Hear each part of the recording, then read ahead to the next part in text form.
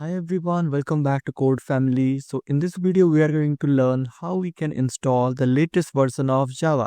So in order to do that, you just need to navigate to your favorite browser, and here you can search for Java download. And now you can see this website, download the latest Java LTS free. This is from Oracle. So just click on this link, and here you can see a Java downloads link is available. So once you clicked on this link, you can see we have Java 25 as the latest version. So according to your system, you can choose. So I'm choosing Windows as I'm using Windows 11. So now I'm going to download this exe file. So just click on it and you can choose a repository and save it. As you can see, I have already downloaded this JDK 25. So before installing, I want to show you one thing, which is like how we can check in our system the Java is already installed or not. So for that, you have to navigate to your CMD. So just open command prompt. So here you can write a command which is Java version and hit enter.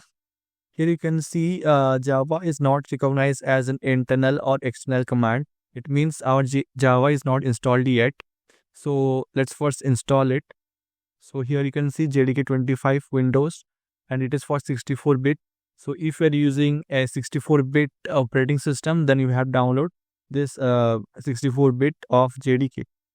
So just double click on it. And rest is a simple process. You just need to click yes and then next. Okay, see? Okay. Just click on next here.